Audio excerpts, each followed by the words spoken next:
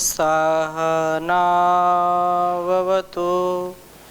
सहनौ भुनक्तु सह वीर्यं करवावहै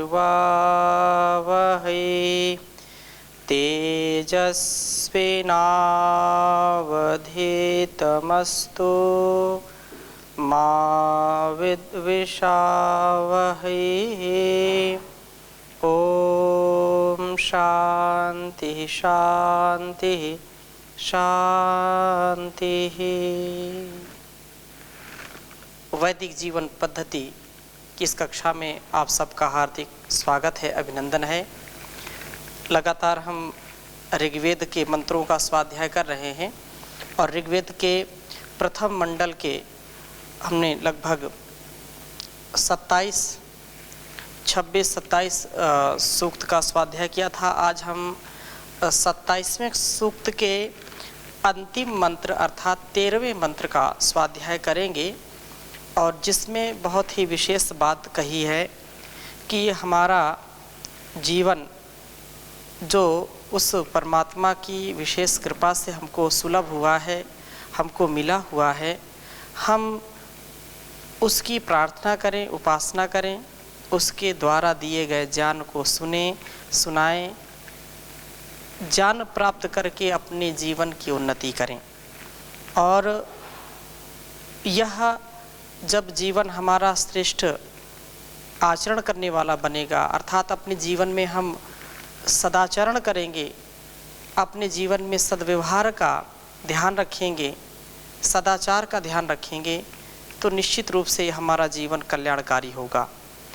और बृहद भानु का जीवन, नम्रता, यज्ञ और आज्ञा पालन, जो जीवन श्रेष्ठ होता है, जिस जीवन में परमात्मा के द्वारा दी गए जो उसकी आज्ञा है, दी गई उसकी जो प्रेरणा है, उसके अनुसार ही जो अपने जीवन को श्रेष्ठ बना करके इस जगत में वर्तते हैं, उन्हीं का जीवन सौभाग्य से परिपूर्ण हो जाता है। तो हमारा जीवन नम्रता से यज्ञमय जीवन हो, आज्ञा पालन हमारे जीवन में हो, आज्ञाकारिता हो, इससे परिपूर्ण होकर के हम शोभान्वित हो जाएं, अर्थात संसार में शोभायमान हम सदा बने रहें। क्योंकि बड़ों की आज्ञा का पालन करना, माता पिता गुरु आचार्य और सबसे बड़ा जो आज्ञा देने वाला है, जो प्रेरणा देने वाला है, वो परमपिता परमेश्वर है। तो उसकी हम सदा प्रेरणा से आगे बढ़ते रहें, ऐसी प्रार्थना इस वेद मंत्र में कही गई है। हम इसको पहले लिखते हैं, फिर इसके विषय में आपसे निवेदन करेंगे। बहुत ही सुंदर मंत्र है। ओम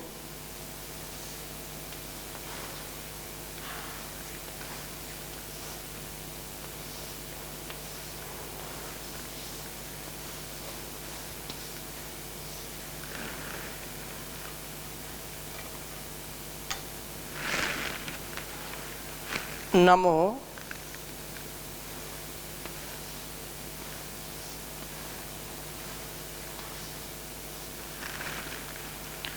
महद्भ्यो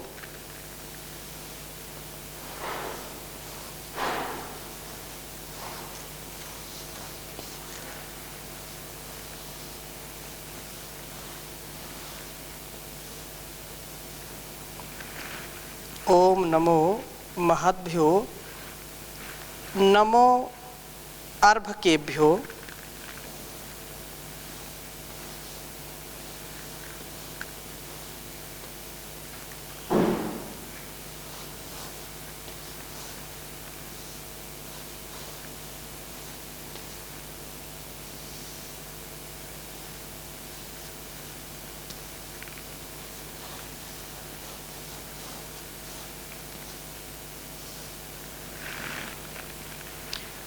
नमो युवभ्यो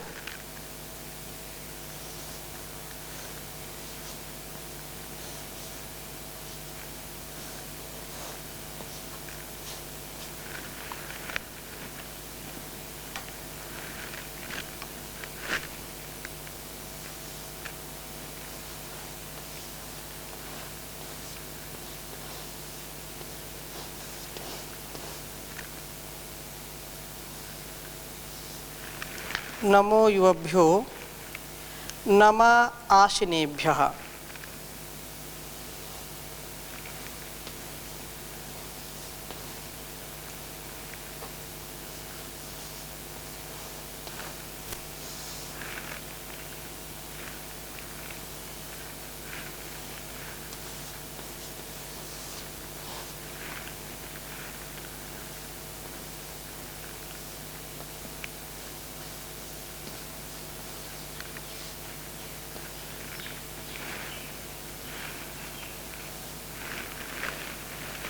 यजाम देवान्यदि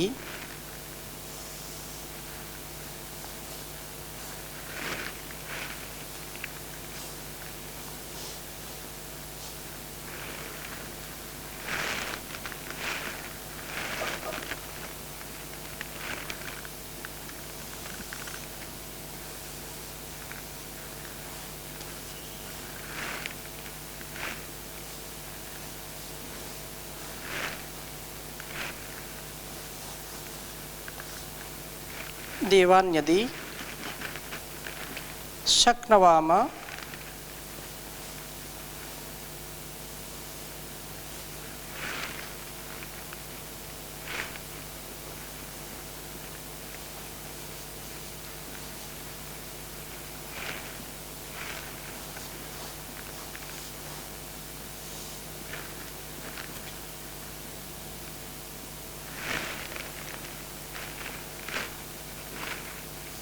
शक्नुवाम मा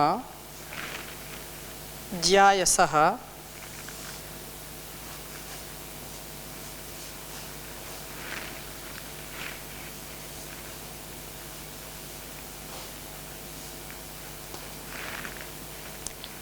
संसमा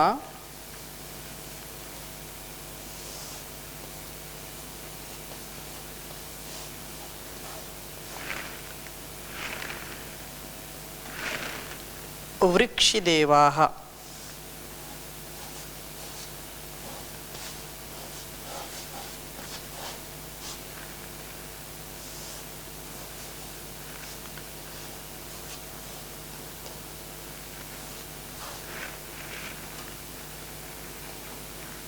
बहुत ही सुंदर मंत्र है।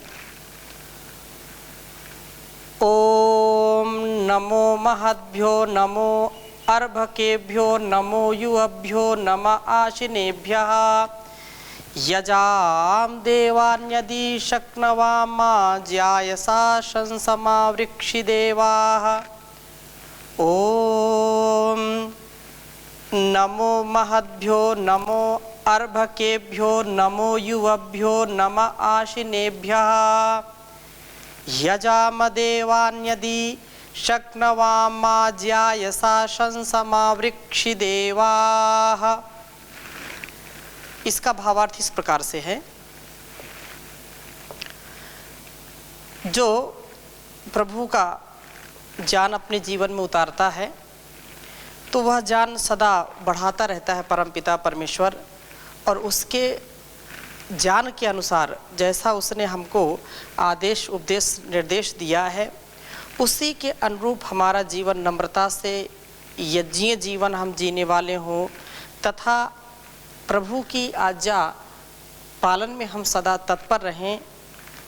इससे हमारा जीवन युक्त हो, इससे विमुक्त व्यक्ति अर्थात माता पिता गुरु आचार्य और परमात्मा की आज्ञा का जो पालन नहीं करता है, उनके जो अनुभवों से उनकी जो प्रेरणा से अपने जीवन को नहीं चमकाता है, वो जीवन में पछताता है।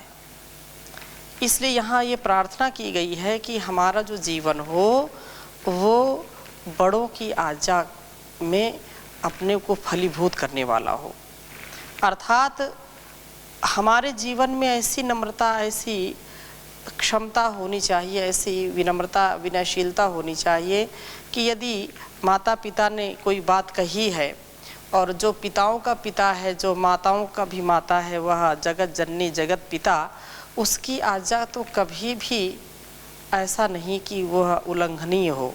उसकी आज्ञा उसकी प्रेरणा तो सदा अपने जीवन में उतार करके ही हम आगे बढ़ सकते हैं, उसका कभी अतिक्रमण नहीं करना चाहिए हमको। और अतिक्रमण करेंगे तो कभी भी हम सुख, शांति, आनंद का अनुभव नहीं कर सकते हैं। तो यहाँ पर जो मंत्र का अभिप्राय है कि मंत्र में ये कहते हैं कि हम महद्भ्या नमः, बड़ों के लिए नमस्कार करते हैं।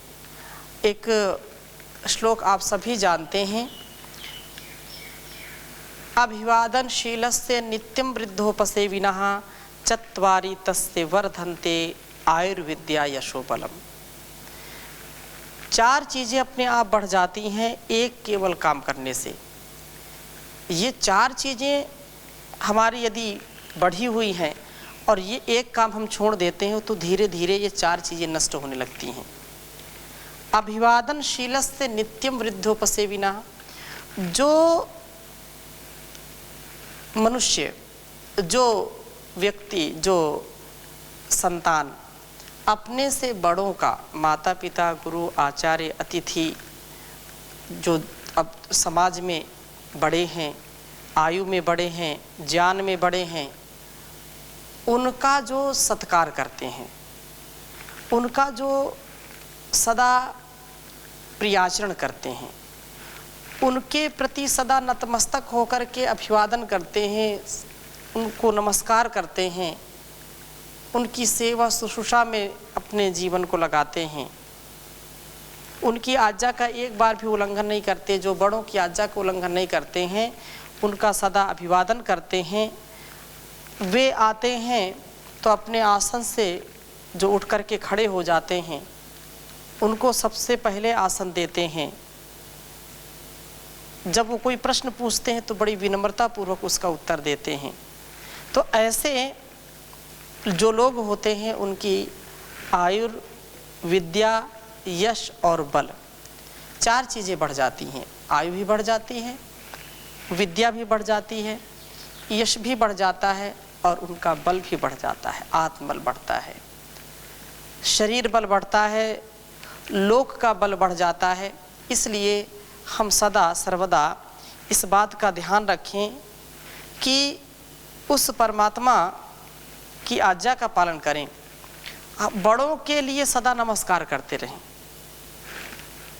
महद्भ्यः नमः, तो जो महत हैं, जो हमसे बड़े हैं, ज्ञान में बड़े हैं, आयु में बड़े हैं, अनुभव में बड़े हैं, किसी भी स्तर से बड़े हैं, तो उनका कभी भी अपमान नहीं करना चाहिए, उनका सम्मान करना चाहिए और उनकी आज्ञा का पालन करना चाहिए। उनको बहुत श्रद्धा के साथ, भक्ति के साथ उनको नमस्कार करना चाहिए।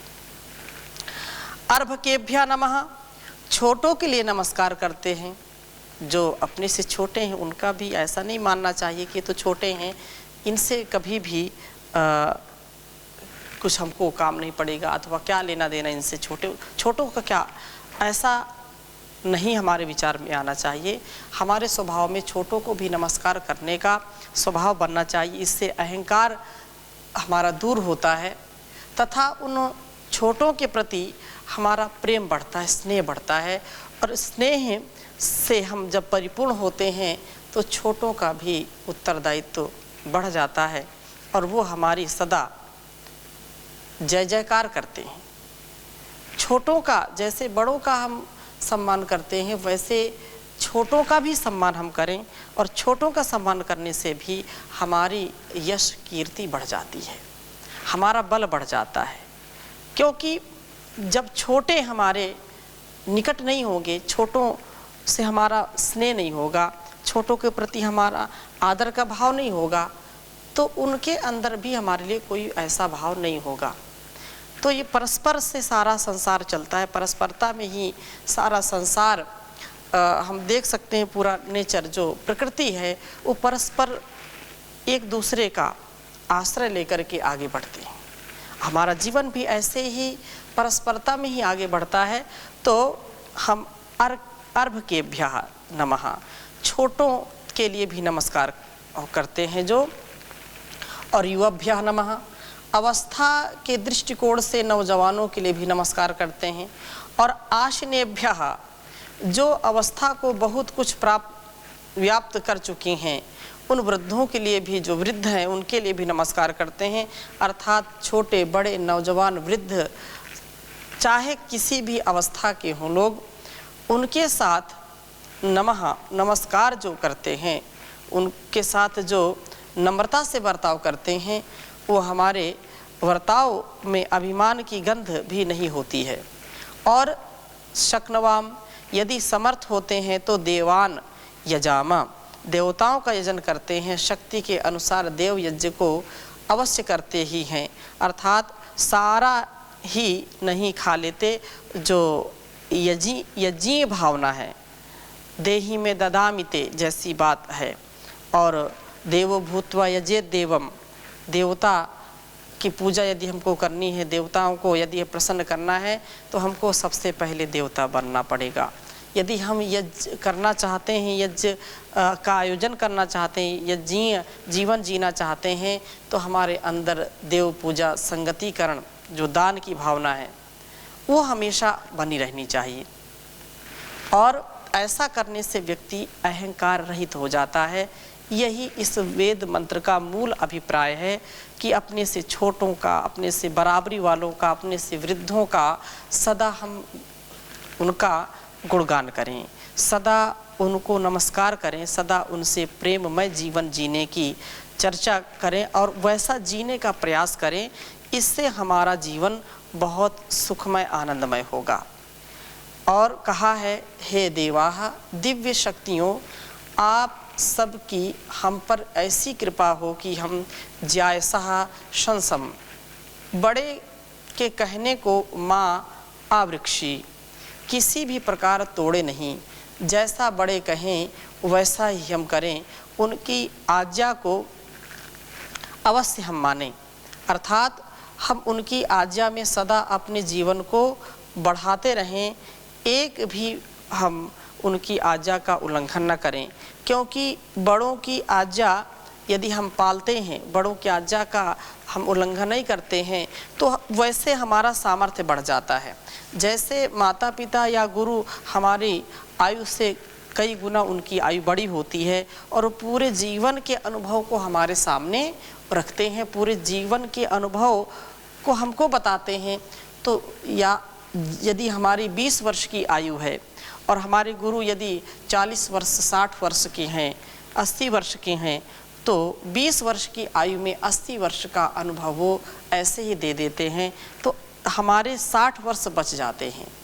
ऐसे ही यदि हम उनकी आज्ञा का पालन नहीं करते हैं, उनकी जो सलाह है, उनका जो परामर्श है, उसको नहीं मानते हैं, तो फिर हम बार बार एक्सपेरिमेंट करते रहते हैं और नए नए एक्सपेरिमेंट से फिर हम सीखेंगे, लेकिन उससे हमारा जो सामर्थ्य, हमारी जो ऊर्जा है, उसका दुरुपयोग होगा।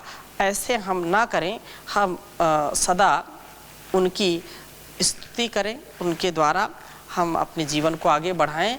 तो हम बड़ों, छोटों और युवाओं और ज्ञान से परिपूर्ण सभी विद्या वृद्धों को नमस्कार करते हैं। हम दिव्य गुणों से युक्त इन विद्वानों, अध्यापकों और धर्म उपदेशकों की यथाशक्ति पूजा करने वाले हों, अर्थात यथा योग्य उनका सम्मान करने वाले हों। परंतु जो देवों का देव महादेव है, उस परमेश्वर की स्तुति, पूजा, प्रार्थना और उपासना में हम कभी भी प्रमाद ना करें, क्योंकि उसका जो ज्ञान है, उसके द्वारा जो दिया गया संपूर्ण इस अस्तित्व का जो ज्ञान है, उससे हमारा मन प्रसन्न होता है, शांति हमको मिलती है और उस शांति से हम उस परमात्मा की भक्ति कर सकते हैं। बिना शांत हुए, बिना एकाग्र हुए, बिना अपने इंद्रियों पर नियंत्रण किए बिना हम कभी भी उस परमात्मा की भक्ति नहीं कर सकते हैं। तो हम उसकी यदि भक्ति करना चाहते हैं, तो उसके लिए हमको निश्चित रूप से उस परमात्मा की शरणागति प्राप्त करनी चाहिए। प्रभु अपनी पूजा का अधिकार देना, जो अधिकार दे सब सुविचार देना। हैं अल्पज्ञ हम, भूल संभव है हमसे, संभलने को अपना ही आधार देना। प्रभु अपनी पूजा का अधिकार देना, जो अधिकार दें सब सुविचार देना। करे तेरे संसार की हम सच्ची सेवा, हृदय में दयानंद सा हमें प्यार देना। यह है मातृभूमि जो ऋषियों की जननी, यह है मातृभूमि जो ऋषियों की जननी, हमें जन्म इसमें ही हर बार देना। प्रभु अपनी पूजा का अधिकार देना। पुनः जन्म मानव का अगर पाए, पुनः जन्म मानव का अगर हम ये पाए, हमें अपने भक्तों का परिवार देना, हमें अपने भक्तों का परिवार देना। तो उस परमात्मा का यदि हम ऐसे अपनी भक्ति के साथ हम रखेंगे तो जीवन में बहुत सुंदर हमारा व्यक्तित्व होगा और पल पल हम उसकी कृपा के पात्र बनेंगे। इसलिए सुबह शाम जब भी हमको समय मिले, हम उस परमात्मा के द्वारा दिए गए आदेश उपदेश का पालन करें, उसकी आज्ञा का पालन करें और सदा विनम्रता से हम परिपूर्ण हों। और यह जीवन इसीलिए मिला है। यदि अभी नहीं कर पाए तो कभी नहीं होगा, अभी नहीं तो कभी नहीं, ऐसी धारणा हमारे अंदर होनी चाहिए। सुबह शाम भजन कर ले, मुक्ति का यतन कर ले, छूट जाएगा जन्म मरण, प्रभु का सुमिरन कर ले। सुबह शाम भजन कर ले। यह मानव का चोला हर बार नहीं मिलता, जो गिर गया डाली से वो फूल नहीं खिलता। मौका है ये जीवन का, मौका है ये जीवन का, गुलजार चमन कर ले, एक बार भजन कर ले। नर इन कानों से सुन तू ऋषियों की वाणी, मन को ठहरा करके तू बन जा आत्मज्ञानी। जिह्वा तो चले मुख में, अब ओम जपन कर ले, एक बार भजन कर ले। इस मैली चादर में है दाग लगे कितने, पर जान के साबुन में है झाग भरे इतने। धुल जाएगी सब स्याही, धुल जाएगी सब स्याही, उजला तन मन कर ले, एक बार भजन कर ले। सुन वेदों में गूंज रही मंत्रों की मधुर ध्वनियाँ, बलिदान के कड़ियों में तू गूथ नहीं कड़ियाँ। प्रभु के आगे अब तो, प्रभु के आगे अब तो नीची गर्दन कर ले। एक बार भजन कर ले। मुक्ति का यतन कर ले। छूट जाएगा जन्म मरण, प्रभु का सुमिरन कर ले। प्रभु का सुमिरन कर ले। तो हम इस प्रकार से उस प्रभु का सुमिरन करें। और इस वेद मंत्र का जो अभिप्राय है, नमो महद्भ्यो नमो अर्भकेभ्यो नमो युवभ्यो नमः आसनेभ्या यजाम देवान्यदि शक्नवा माँ ज्यायसा शंसमा वृक्ष देवा। तो ये जो बात कही है कि हम कभी भी किसी का अनादर न करें, अंतः प्रेरणा का अनादर न करें। जो हमसे छोटे हैं, हमसे हम उम्र हैं, जो बराबरी की हैं, नौजवान हैं, और जो हमसे वृद्ध हैं, जो हमसे जान में कम हैं, जान में हमसे बराबर हैं, और जो जान में हमसे आगे हैं, धीर गंभीर विद्वान हैं, उनका हम कभी अनादर न करें। सबके लिए सब समय सदा सर्वदा सर्वत्र उनका हम मान करने वाले बने, कभी उनका अपमान न करें।